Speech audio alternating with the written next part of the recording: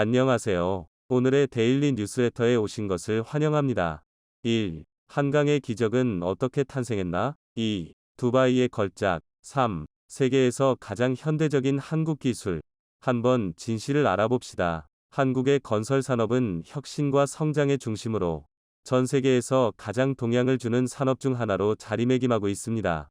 한국 건설 산업은 그 안정성과 품질로 인해 국제적으로 평가받고 있으며 한국이라는 브랜드로 세계 각지에서 프로젝트를 수행하고 있습니다. 이 산업은 다양한 분야에서 업적을 이루어냅니다. 주택 건설은 한국의 건설 시장에서 주목받는 부문 중 하나입니다. 한국의 주택은 현대적이면서도 환경 친화적인 기술로 건설되어 시민들에게 안전하고 품질 높은 주거 공간을 제공합니다. 또한 상업용 부동산 개발과 인프라 프로젝트도 지속적으로 진행되어 도시 환경을 개선하고 교통 인프라를 혁신하고 있습니다. 한국의 건설 기업은 국제 시장에서도 경쟁력을 유지하고 있습니다. 그들은 현지 환경을 고려한 프로젝트 수행 능력을 가지고 있으며 최신 기술과 장비를 활용하여 프로젝트의 성공을 보장합니다. 특히 중동, 아프리카, 동남아시아 등의 국가에서 한국 건설 기업은 높은 신뢰를 얻고 있으며 국내에서 뿐만 아니라 국제적으로도 큰 성공을 거두고 있습니다. 또한 한국의 건설 산업은 지속 가능성과 친환경성에 대한 약속을 지키기 위해 노력하고 있습니다. 신재생 에너지 발전소와 친환경 건축물의 증가로 인해 환경 보호와 에너지 효율성에 중점을 두고 있으며 이는 국제적으로도 주목받고 있습니다. 한국의 건설 산업은 뛰어난 기술력, 혁신적인 아이디어, 그리고 열정적인 전문가들의 노력 덕분에 성장하고 있습니다. 이 산업은 국가의 경제에 상당한 기여를 하며 한국의 발전에 핵심적인 역할을 하고 있습니다. 앞으로도 한국의 건설 산업은 세계 무대에서 높이 손을 들고 지속 가능한 미래를 구축할 것으로 기대됩니다. 머리도 뛰어나고 손도 빠르고 성실함까지 갖춘 한국은 그 덕분에 기술력은 충분하지만 늘 지하 자원이 턱없이 부족했습니다. 만약 중동처럼 신이 내린 선물 석유라도 충분했다면 아마 한국은 지금쯤 미국을 뛰어넘는 세계 초강대국이 되어 있을 겁니다. 지하 자원이 부족한 한국은 결국 기술력으로 승부해 소위 한강의 기적이라는 기적을 불러왔는데 한강의 기적은 비단 한국에서만 일어난 일은 아닙니다. 중동을 넘어 유럽에서 아프리카에서 한국인들은 어마어마한 외화벌이를 했는데 그 외화가 다시 한국으로 투자되어 현재 세계에서 손꼽히는 선진국을 만들었는데요. 그런데 가만히 역사를 되돌아보면 소위 독재자라 부르는 인물들은 국가의 미래가 달린 핵심 사업이나 자신의 정치적인 업적을 남기려 할 때는 꼭 한국 기업을 찾았습니다. 30년 장기 집권을 노리는 21세기 술탄 튀르키의 에르도안 대통령은 터키 공화국 설립 100주년을 기념하는 차나칼레 대교를 맡겼고 독재자의 표본처럼 여겨졌던 리비아의 카다피는 사막에서 지하수를 끌어올리겠다며 리비아 대수로라는 인류 역사상 가장 큰 공사를 맡겼고 현재 젊은이들을 무자비하게 전쟁터로 몰아붙이는 푸틴 러시아 대통령은 러시아의 미래를 천연가스에 올인하고는 LNG 운반선을 전부 한국 기업에게 발주했습니다. 그런데 여기 독재자는 아니지만 절대적인 힘을 가진 두바이 군주 셰이크 모하메드 빈 라시드 알 막툼도 한국 기업에게 랜드마크를 지어달라며 1조 5천억을 쏟아부었습니다. 그리고 최근 완공해 두바이의 새로운 랜드마크로 떠올랐는데요.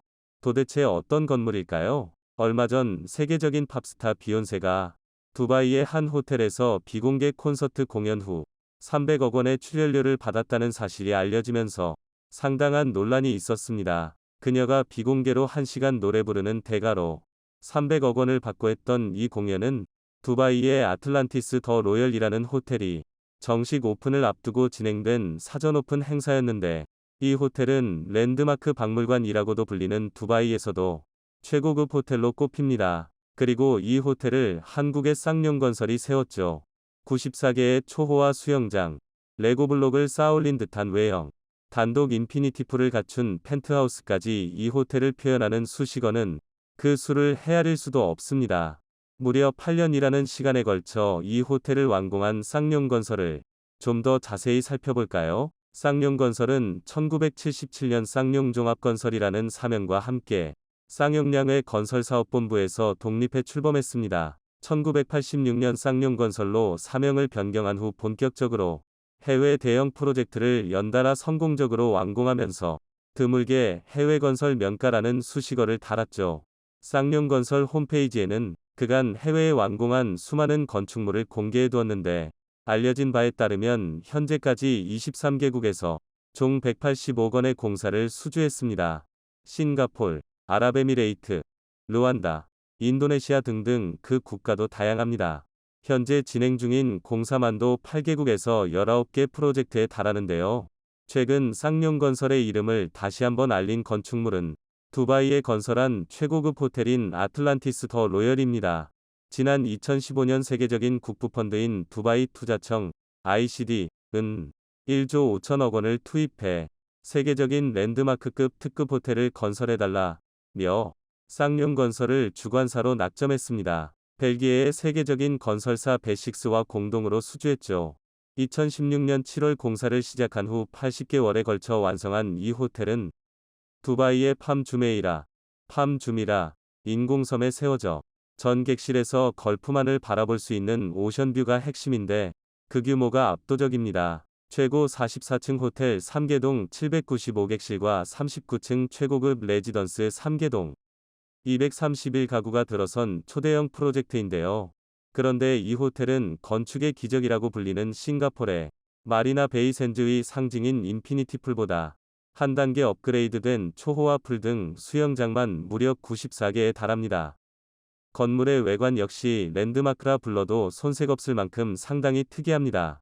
상공에서 내려다보면 팜 주메이라 인공섬 위에 그려진 S자 모양인데 정면에서 바라보면 마치 레고 블록을 쌓아올린 것과 같은 비정형 외관을 자랑하죠. 이렇게 레고 모양 블록을 모두 유선형으로 흰 건축물 시공 사례는 전 세계적으로도 거의 없었기 때문에 이 건물의 설계에만 14개국 54개 컨설턴트가 참여했다고 하죠.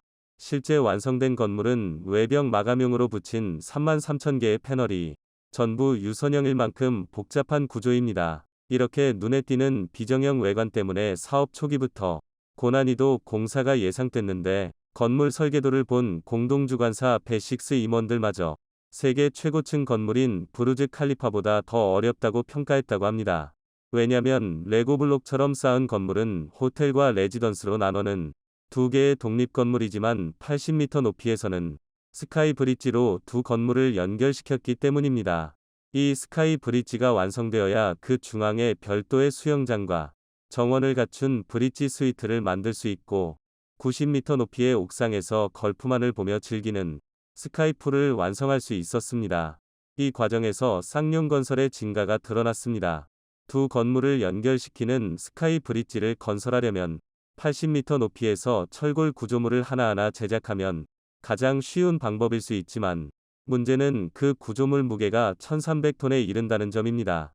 더구나 80m 높이의 공중에서 세밀하고 용접하고 두꺼운 철골을 들고 나르는 것은 쉽지 않죠. 그래서 쌍용건설은 지상에서 아예 골조 건축을 제작한 후 이를 끌어올려 스카이 브릿지를 완성했는데요. 사실 1300톤짜리 초대형 스카이 브릿지를 건물 위에 얹는다는 것은 쉬운 일이 아닙니다. 자칫 1mm라도 오차가 생긴다면 1300톤짜리 구조물이 추락해 초대형 참사는 물론이거니와 건물 자체가 와르르 무너질 염려가 있어 단 1mm의 오차도 허용하지 않습니다. 그런데 쌍용건설에게 이 1300톤짜리 스카이브릿지를 올리는 것은 누워서 떡 먹기였습니다. 왜냐면 이미 13년 전에 5배나 무거운 초대형 공원 하나를 200m 높이에 건설한 경험이 있기 때문입니다. 이 건물을 좀 살펴볼까요? 싱가포르에는 마리나베이 샌즈 호텔이 있습니다. 싱가포르를 방문하는 이들의 필수 방문 코스이자 싱가포르를 대표하는 랜드마크입니다. 그런데 이 건물은 마치 사람인 한자처럼 생겼는데 이 작품을 만든 주인공이 바로 쌍용건설입니다. 마리나베이 샌즈 호텔을 설계한 모셰 사프디는 세계적인 랜드마크가 되려면 이제껏 존재한 적 없는 기이한 형상이어야 한다며 불가능해 보이는 설계안을 제시했습니다.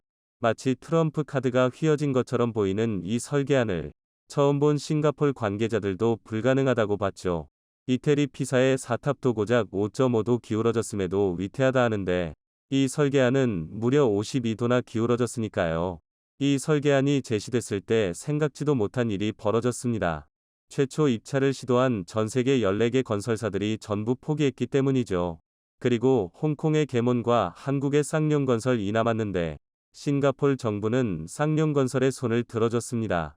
개몬은 원한 설계와 디자인을 유지하는 것이 어려우니 약간만 변경해달라 고 요청한 반면 쌍용건설은 원한 100%를 구현하겠다 고 나섰으니까요. 결국 쌍용건설이 1조 원이 넘는 프로젝트를 수주합니다. 하지만 공사가 시작되자 이는 만만한 일이 아니었습니다. 측면에서 봤을 때 사람인 모양을 구현하려면 23층 높이에서 또 다른 건물과 연결된 후 55층까지 이어져야 하는데 시뮬레이션 결과 8층부터 건물이 무너지는 것으로 나타났습니다. 인류 역사상 이런 형태의 건물을 지어진 적이 없어 쌍용건설은 사상 최초의 공법을 시도하게 되는데 바로 포스트 텐션 공법입니다. 이는 현수교, 서스펜션 브릿지를 건설할 때 사용되는 공법으로 동쪽 건물의 벽 안쪽에 여러 가닥의 강철선을 꼬아 강연선 케이블을 설치한 후 이를 당겨 건물을 지탱하도록 했습니다. 23층까지 양쪽 건물 내부에 수천 개의 케이블을 설치한 후 각 건물을 지면에 설치된 케이블을 이용해 잡아당김으로써 하중을 견딜 수 있도록 했습니다. 그러나 23층에서 건물이 완공됐다면 관계없겠지만 문제는 23층부터 57층까지는 한 건물로 올라가야 합니다. 즉 23층부터 쌓아 올라가는 건물 상부의 하중이 미드로 쏟아지기 때문에 이를 분산시켜야 했는데요.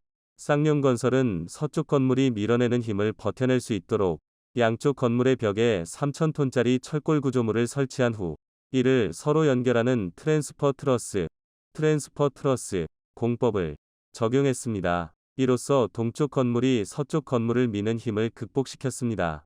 하지만 마리나 베이 샌즈 호텔이 21세기 불가사의라고 여겨지는 이유는 따로 있습니다.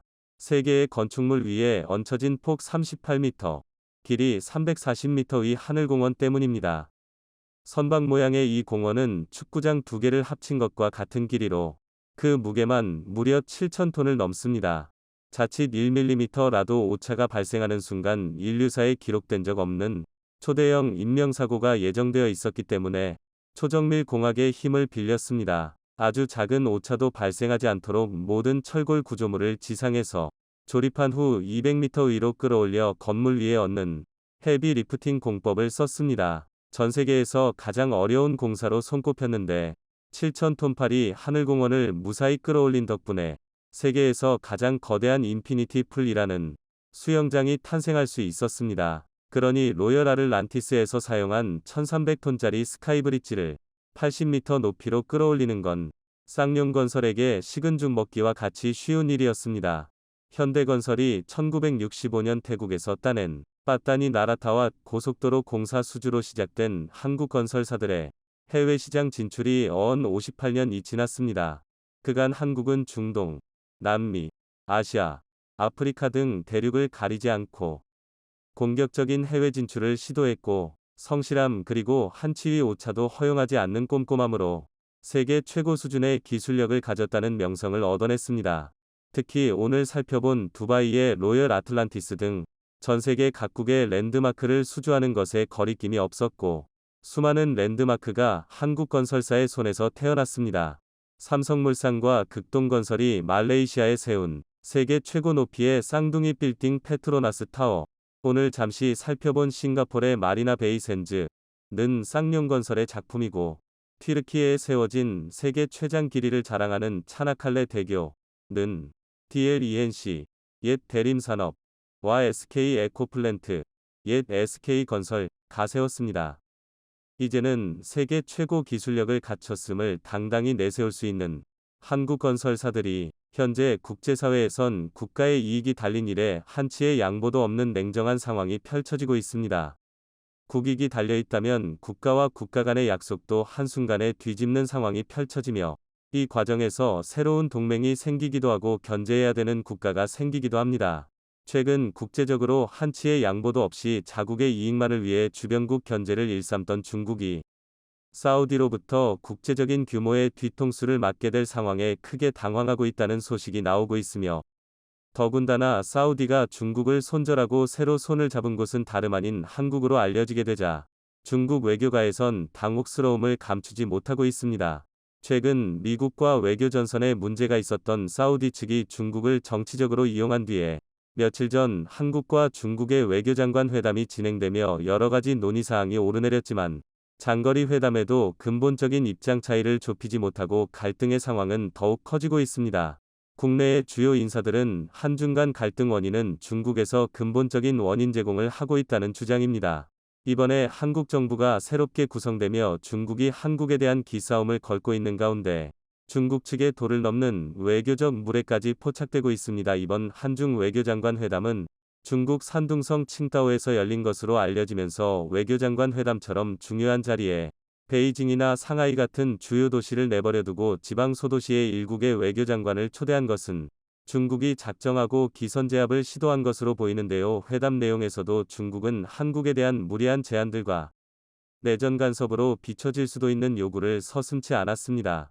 왕이 외교부장은 박진 외교부 장관에게 중국의 군사기지를 탐지할 수 없도록 한국에 배치된 사드 레이더의 위치를 조정하라고 밝혔고 추가적인 미사일 방어 시스템을 구축하지 않으며 더 나아가 더 이상의 사드 배치는 없다는 것을 약속하라고 말했습니다. 이에 우리 측 박진 외교부 장관은 사드는 북핵과 미사일 위협에 대한 방어수단이며 우리의 안보주권이기에 중국 측의 간섭은 불필요하다는 입장을 전했습니다. 이어서 지난 2016년부터 이어지고 있는 중국의 한한령을 해제할 것을 요구하는 등 중국의 부당한 조치에 항의를 표했습니다. 한국의 기본적인 안보 조치에 간섭하는 중국은 이젠 더 나아가 경제에도 간섭하고 나섰습니다. 칩4 반도체 동맹에 한국이 참여하지 말 것을 요구하며 중국과 반도체 협력을 강화하여 한국의 최첨단 반도체를 중국에 원활하게 공급하라는 요구사항입니다. 중국은 한국의 반도체를 이용해 자국산 스마트폰을 비롯한 전자제품에 탑재하고 있으며 중국의 전자제품은 특허와 기술을 도용하여 해외 시장에서 한국의 강력한 경쟁자로 부상하고 있습니다. 더욱 위협적인 것은 중국의 군함과 전투기를 비롯한 군사장비와 극초음속 미사일을 비롯한 최첨단 유도무기에 한국과 대만의 반도체가 탑재되는 것이 포착되었기 때문입니다. 첨단 반도체 제조 능력이 없는 중국이 한국산 반도체를 수입하여 경제에 도움이 되는 것은 사실이지만 군사장비에 반도체를 탑재하여 잠재적으로 한국의 안보에 위협이 되는 것도 사실입니다. 이렇게 한국에게 무리한 요구를 하는 것과 지방 소도시에서 회담을 개최하여 푸대접한 중국이 반대로 사우디에게 큰 손절을 당하며 국가적인 프로젝트 계약이 파기될 상황에 놓였습니다. 최근 사우디의 실권을 장악하여 바이든 대통령과도 회담을 진행한 빈살만 왕세자가 지금으로부터 3개월 뒤인 11월경 한국을 찾아 정상회담을 진행하자며 제안해온 상황입니다. 사우디 측이 제시한 협의 내용은 한국 건설업체의 사우디 네옴 프로젝트 참여 방안과 한국의 전자업체와 통신업체의 네옴시티 통신망 구축, 그리고 화석연료를 전혀 사용하지 않는다는 목표에 맞춘 원자력 협력과 태양광 협력 등 도시를 구성하는 건설 에너지 통신 등 모든 분야에서 구체적이고 심도 있는 논의를 진행할 것으로 보입니다. 네옴시티는 사우디 왕세자가 기획 중인 지구 역사상 가장 거대한 프로젝트로 예산만 650조 원 규모로 추산되며 향후 사업 진행 과정에 따라 추가적인 예산이 필요할 수도 있는 사업입니다. 현재 화석에너지의 국가 예산을 존중인 사우디는 화석연료를 벗어나 미래 성장 동력을 얻기 위해 국운을 걸고 이번 프로젝트를 진행하고 있는데요. 그런데 사우디 왕세자가 이번 프로젝트를 위해 한국을 방문하자 중국 기업들과 은행들은 탄식을 쏟아내고 있습니다. 이미 사우디 현지에서 한국 기업들과 접촉하여 프로젝트 수주의 기본적인 협상은 마무리한 상황이고 한국과 정부 차원에서 협력을 구상하기 위해 방문하는 것이기에 이번 네옴 프로젝트의 다양한 분야에서 썬버 한국 기업들과의 협력은 기정사실화된 상황입니다. 특히 현대건설과 삼성물산이 컨소시엄을 구성해 네옴시티의 핵심이 되는 터널 공사를 수주하는 등 국내 기업들의 소식이 들려오는 가운데 사우디 측이 중국 정부 그리고 기업들과 체결한 MOU 즉 양해각서를 뒤집기 위한 움직임을 보이고 있기 때문입니다. 지난 수년 동안 중국은 사우디의 네옴시티 프로젝트를 독점적으로 수주하기 위해 사우디 당국과 73조 원 규모의 MOU 양해각서를 체결했지만 놀랍게도 MOU 양해각서는 법적인 효력이 없습니다. 공식 조약이나 협정이 아닌 양해각서는 서로 의견을 교환했다는 수준의 확인서이며 실제로 국제관계나 기업들 사이에서도 MOU만 믿고 있다가 물거품된 프로젝트가 굉장히 많습니다. 그런데 최근 사우디가 갈등을 빚던 미국과의 문제를 해결하기 위한 도구로 중국과의 MOU, 양해각서를 이용했다는 사실이 드러났습니다.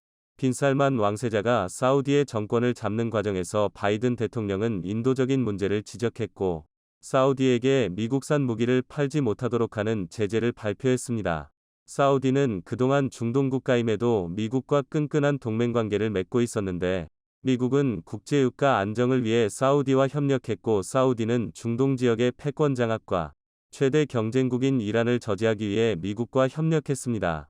현재 이란이 핵 개발을 천명하며 국제사회와 갈등을 빚는 가운데, 사우디는 안보 공백이 발생했고 성능이 검증된 미국산 무기 도입이 절실한 상황입니다. 하지만 바이든 행정부가 인권을 이유로 들며 사우디에 대한 무기 판매를 거절해 사우디는 네옴 프로젝트에 중국과 협력하는 척을 하면서 미국의 마음을 돌리기 위한 작전을 펼칠 것입니다. 그동안 사우디는 중국과 73조 원 규모 MOU를 맺었지만 법적인 구속력이 전혀 없는 상태입니다.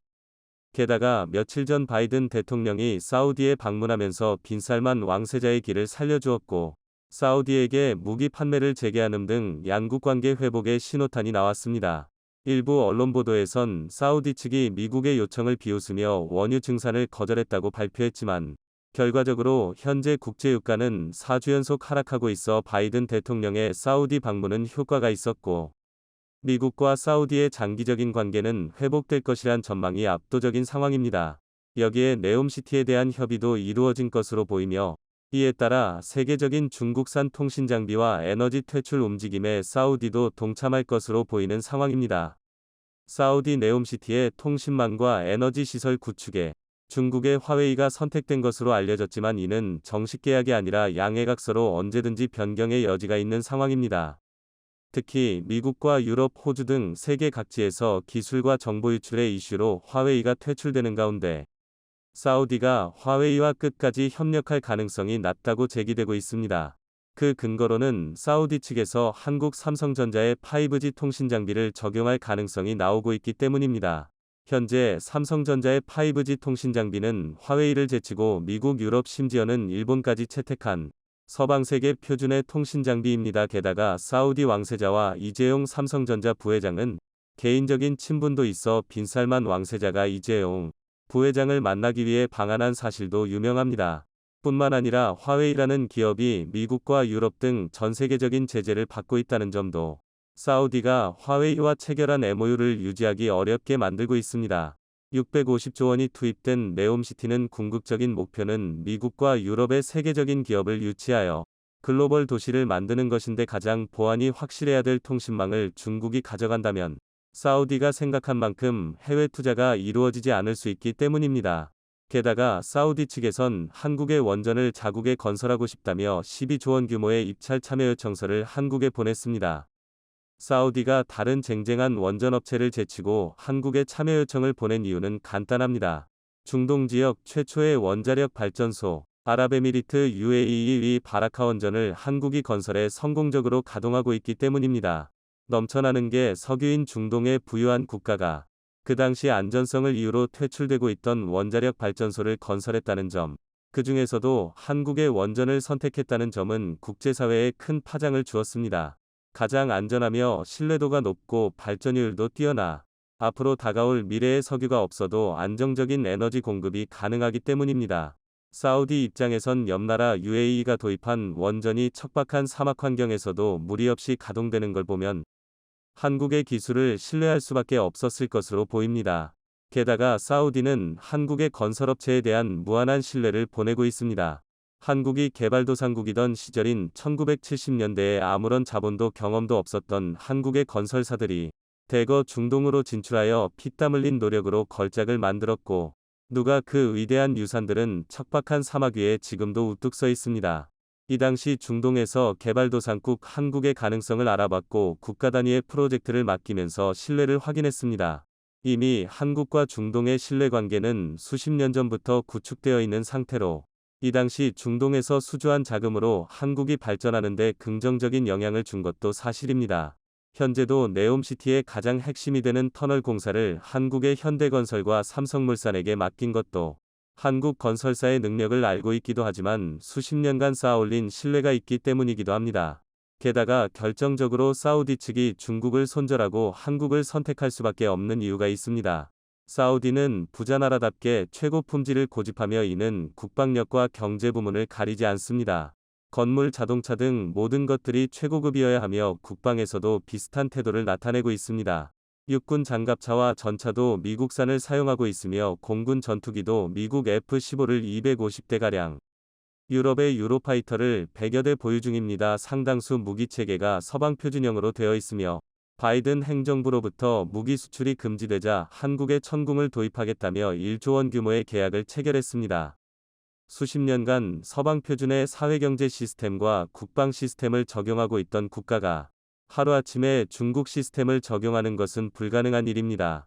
안보와 보안적인 측면에서도 합리적이지 못한 결정이며 최근 사우디가 미국과 협상에서 우위를 점하기 위해 중국을 정치적으로 이용했다는 사실이 드러나고 있으며 사우디 빈살만 왕세자의 한국 방문과 정상회담 예정으로 이런 내용들은 기정사실화되고 있습니다. 최근 러시아 우크라이나 상황으로 국제정세의 지각 변동이 일어나고 있습니다. 특히 러시아의 위협으로부터 우크라이나를 지켜주겠다던 서방의 강대국들은 러시아의 엄포에 소극적인 방어무기만 지원하고 있으며 지원 중인 일부 공격무기는 구소련 당시에 생산된 먼지 쌓인 무기로서 우크라이나가 지원받은 이런 수준의 무기로는 세계 2위 군사 강국인 러시아에 맞서 싸우긴 어려운 상황입니다. 이번 일로 알 수 있는 교훈은 힘의 논리로 돌아가는 국제사회 속에서 누군가 우리나라에게 도움을 줄 수 있지만 가장 핵심이 되는 부분은 스스로 지킬 수 있는 국력을 갖춰야 한다는 것입니다. 특히 핵전력을 가지고 있지 않은 국가들은 언제든 우크라이나처럼 될 수도 있다는 판단에 사상 최대 규모의 국방비 증가를 통해 최신식 첨단 무기로 재무장하고 있습니다. 최근 국방비를 대폭 증가시킨 지역은 곧 있으면 러시아와 국경을 맞댈지도 모르는 폴란드와 같은 동유럽 국가들과 중국의 위협에 직접적인 영향을 받고 있는 대만이 있습니다. 하지만 러시아와 중국에 맞선 유럽과 대만의 태도는 사뭇 다른 상황입니다.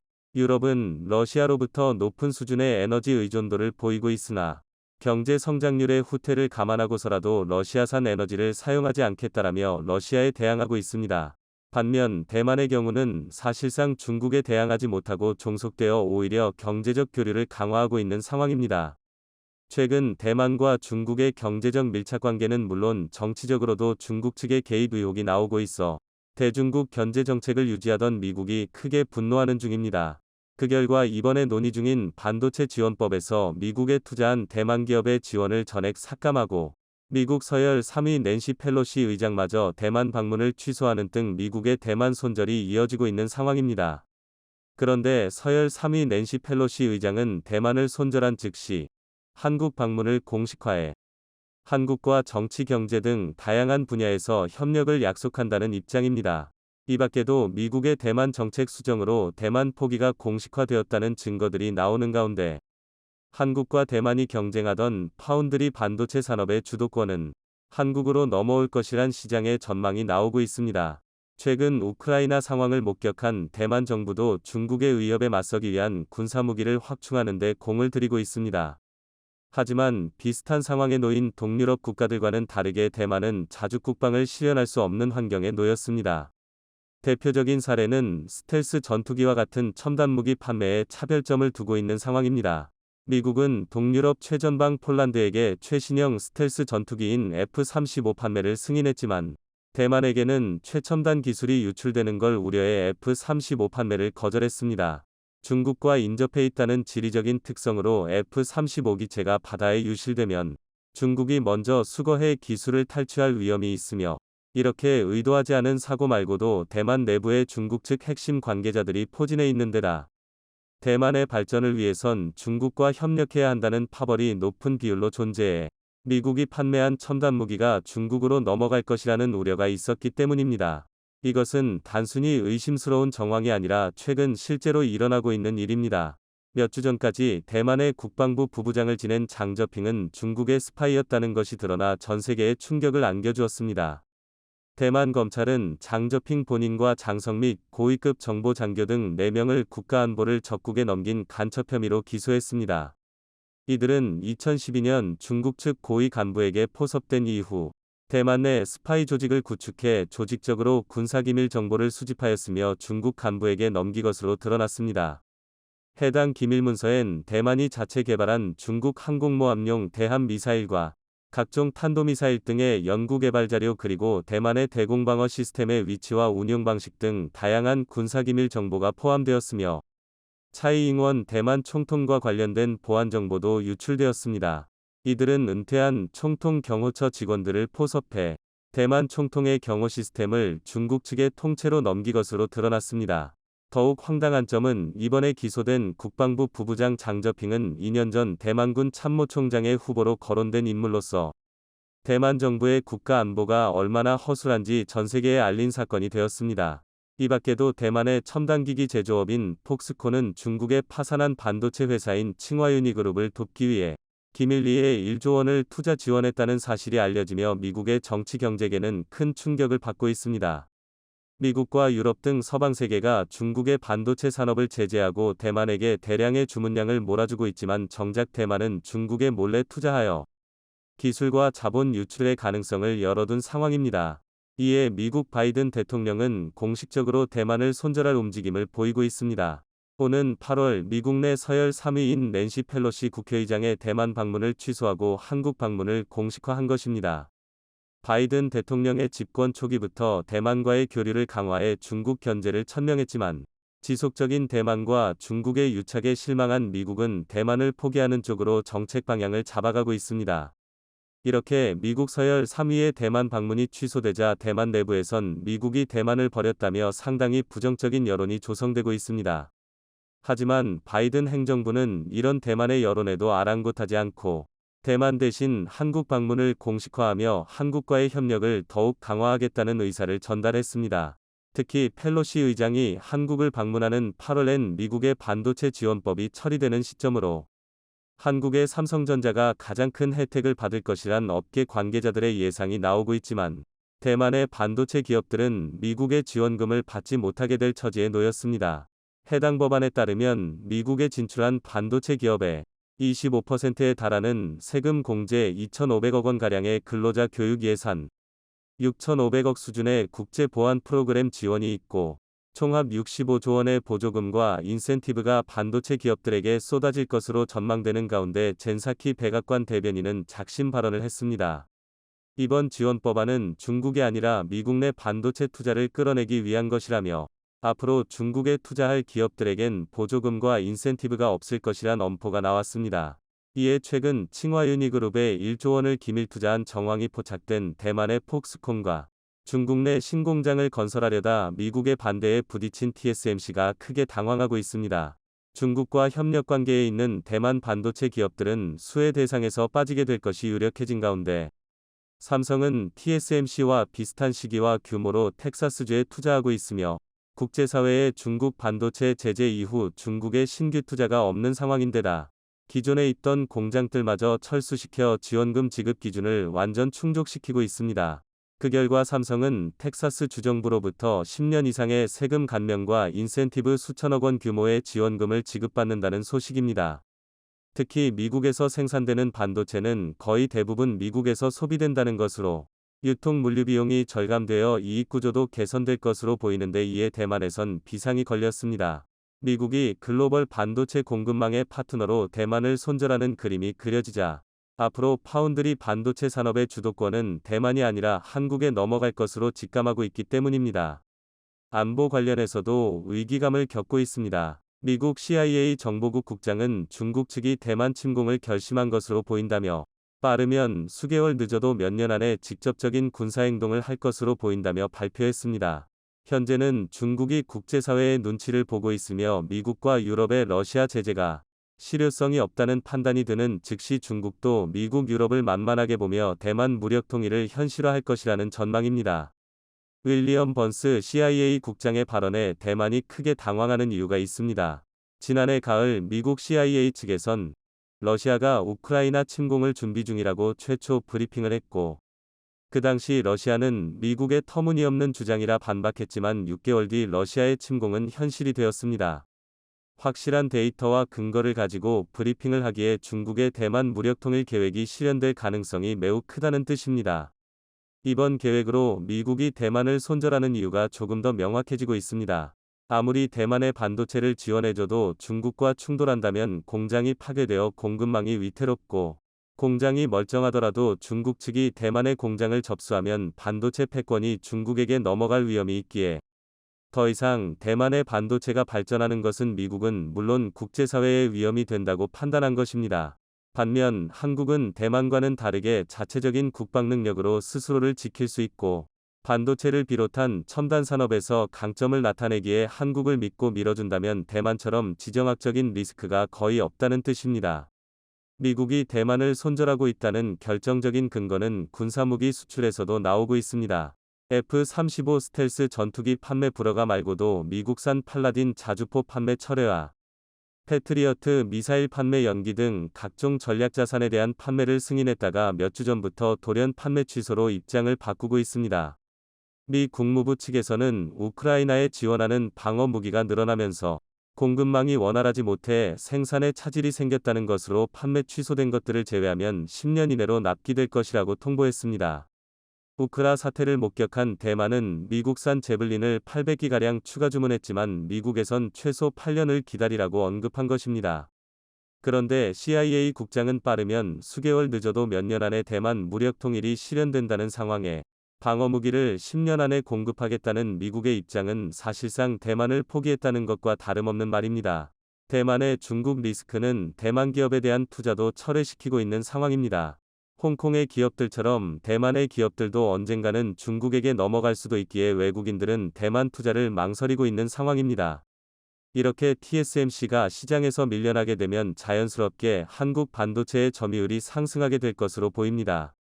점유율이 상승하게 되면 공장 가동량도 지금보다 압도적으로 많이 필요해 삼성전자는 이런 미래를 예측했는지 아닌지는 모르지만 한국의 세계 최대 반도체 공장을 건설 중인 것은 물론 전 세계에서 가장 많은 반도체 투자를 이어가고 있습니다.